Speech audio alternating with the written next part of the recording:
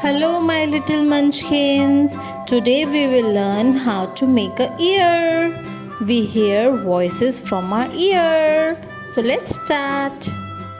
So first we will draw a 6, round 6, and then we will make a semicircle on top and another semicircle on the bottom.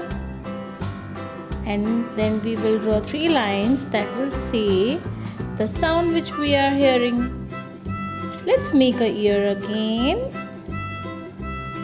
Let's draw with me a 6, then semicircle, another semicircle, and 3 lines. So this will make you an ear. It's so easy. All you need to do is draw a 6, then a semicircle, and then these 3 lines to show that we are hearing a sound.